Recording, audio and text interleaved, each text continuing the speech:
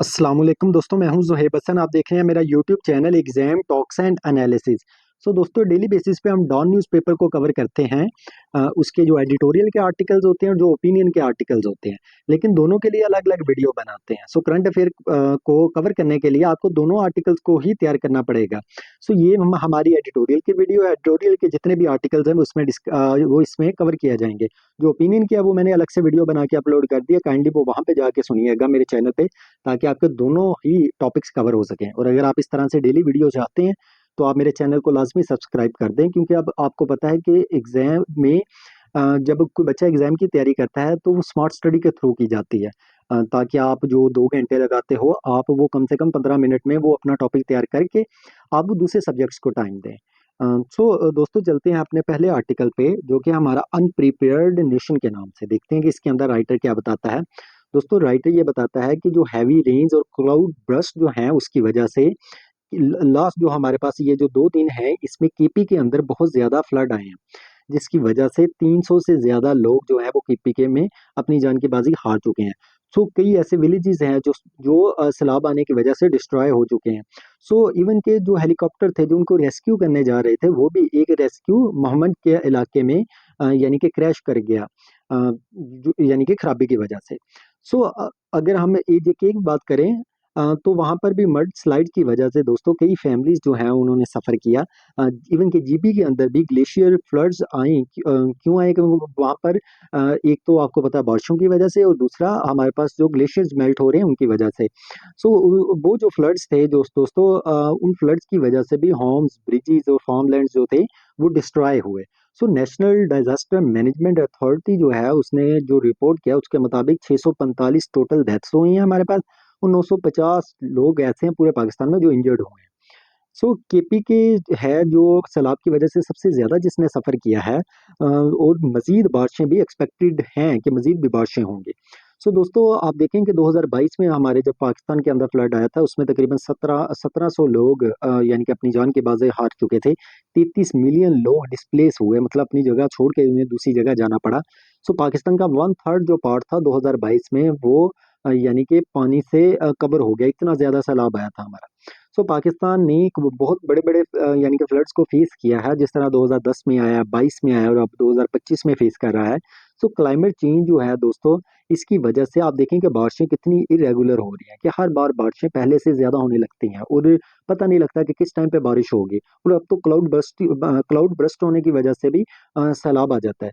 Climate change जो है दोस्तों, उसकी वजह से अब जो क्लाउड बर्स्ट हो रहे हैं, आप देखें कि उसकी वो कितनी ज्यादा वायलेंट है, कि उसकी वजह से कितना ज्यादा इश्यूज क्रिएट होते हैं। क्लाइमेट चेंज की वजह से आप देखें कि जो हमारे ग्लेशियर्स हैं वो भी मेल्ट कितनी जल्दी से हो रहे हैं।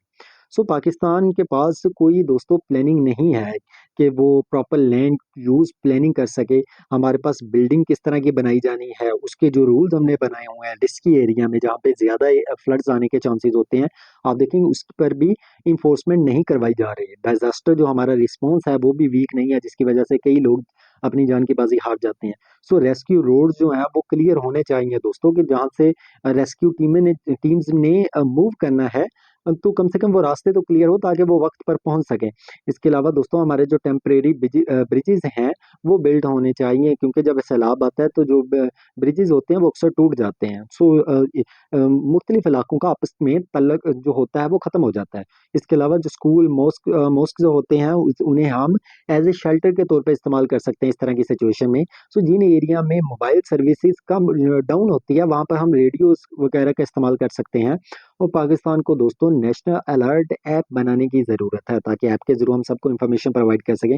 और सेफ और स्ट्रॉन्ग हाउस बनाने चाहिए, ताकि इस तरह की सैलाब भी आए तो वो उस सिचुएशन को फेस कर सके। दोस्तों, ये हमारा पहला आर्टिकल था। एक बात और आपको बताता जाऊं कि हम CSS PMS PPSC FPSC PPSC FPSC मतलब जितने भी मुकाबले के इम्तिहान हैं उन सब की ऑनलाइन तैयारी भी करवाते हैं जूम ऐप के थ्रू। अगर कोई बच्चा तैयारी करना चाहता है तो मेरे चैनल के थ्रू या मुझसे रब्ता कर सकता है या कमेंट कर सकता है। दोस्तों, चलते हैं अपने दूसरे आर्टिकल पे, जो कि हमारा ऑटो कमेटी के नाम से। दोस्तों, जो हमारी कॉमर्स मिनिस्ट्री है उसने ऑटो यानी कि कमेटी बनाई है। इस कमेटी का जो दोस्तों पर्पस है वो देख लेते हैं कि कमेटी में कौन कौन से, पहले देखते हैं लोग शामिल हैं इसमें। कॉमर्स इंडस्ट्री FBR के ऑफिशियल्स शामिल हैं।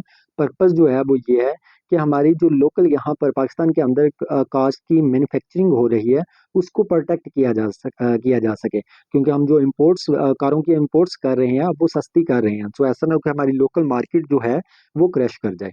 सो हम इस और दूसरे इस कमेटी का हमारे पर्पज़ ये है कि कार की एक्सपोर्ट्स को किस तरह से बढ़ाया जा सकता है वो हमें सिफारिशात दी जा सके। सो इंडस्ट्री दोस्तों ये भी इंडस्ट्री ये सोचती है कि ये जो कमेटी है ये उनकी मदद कुछ खास नहीं कर सकेगी। मिनिस्टर जो हैं वो ये चाहते हैं दोस्तों कि पाकिस्तान की जो एक्सपोर्ट है कारों की वो भी बढ़े ताकि हमारी आमदनी में इजाफा हो। सो ये जो प्लान है राइटर कहता है ये अनरियलिस्टिक लगता है कि आप अपनी एक्सपोर्ट को बढ़ाना चाहते हैं। उसकी एक वजह है क्योंकि आपने बजट जो 2026 दिया है इसमें जो कारें आप बाहर से इंपोर्ट कर रहे हैं आपने वो सस्ती कर दी हैं, और जो आप लोकल बना रहे हैं कारें वो आपने एक्सपेंसिव कर दी हैं। इसका मतलब आपकी लोकल इंडस्ट्री तो अब महंगी हो जाएगी, तो इसकी एक्सपोर्ट कैसे होगी। सो राइटर ये कहता है इट्स अनरियलिस्टिक। सो अगर हम बिजनेस कोस्ट की बात करें दोस्तों जो पाकिस्तान के अंदर है वो बहुत ज़्यादा है, क्योंकि यहाँ पे टैक्सेस ज़्यादा पे करने पड़ते हैं, एनर्जी महंगी है, इसकी वजह से यहाँ पर पैसे ज़्यादा लग जाते हैं।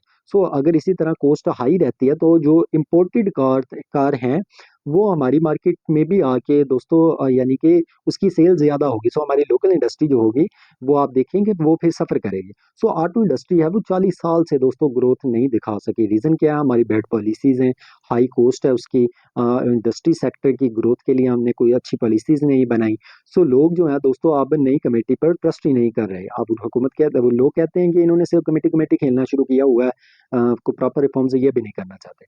सो राइटर ये कहता है कि दोस्तों लॉन्ग टर्म पॉलिसी जब तक नहीं बनाई जाएगी ऑटो सेक्टर जो है वो वीक ही रहेगा। आप इसकी एक्सपोर्ट नहीं बना सकते, इवन कि लोकल इंडस्ट्री भी सफर ही करेगी। सो दोस्तों ये हमारा दूसरा आर्टिकल था। अब चलते हैं अपने तीसरे आर्टिकल पे जो कि है रिलेंटलेस बायोगोट्री के नाम से। दोस्तों फैसलाबाद के अंदर एक मॉब ने जो अहमदी कम्युनिटी है उनके घरों पे और शॉप्स पे उनके अटैक किया। उनकी जो प्रॉपर्टीज थी उसको फायर कर दिया गया, उसको आग लगा दी गई और उनका जो सामान था उसे लूट लिया गया। सो पुलिस भी वहां पर मौजूद थी लेकिन वो इस सिचुएशन को कंट्रोल करने में बिल्कुल फेल हुई। ये जो अटैक था दोस्तों सोशल मीडिया पे इसकी जो वीडियो है वो भी वायरल हो रही है। सो रिलीजियस जो इंटॉलरेंस है अहमदीज के खिलाफ पाकिस्तान में राइटर ये कहता है वो बढ़ता जा रहा है। सो गवर्नमेंट का जो रिस्पॉन्स है वो वीक है और डिलेड है, मतलब जब वाकया हो जाता है उसके बाद ये एक्शन लेते हैं। सो ह्यूमन राइट्स ग्रुप्स जो हैं दोस्तों उन्होंने कहा है कि इन अटैकर्स के खिलाफ स्ट्रिक्ट एक्शन लिया जाए। और सिमिलर आप देखें वायलेंस इंसिडेंट जो है वो माजी में भी हो चुके हैं कई ज्यादा। सो एक्सपर्ट ये कहते हैं कि अगर लीडरशिप इसी तरह खामोश रहती है तो इसका मतलब आप एक्सट्रीमिज्म को बढ़ा रहे हैं, उसको फ्यूल दे रहे हैं। सो दोस्तों ये हमारा तीसरा आर्टिकल था। अगर मेरी वीडियो पसंद आई हो तो काइंडली इसे सब्सक्राइब लाजमी कीजिएगा। और मेरी ओपिनियन पेज के भी मैंने आर्टिकल की वीडियो अपलोड कर दिया, काइंडली वो भी जाके लाजमी सुनिएगा। अल्लाह हाफिज़, अपना ख्याल रखिएगा।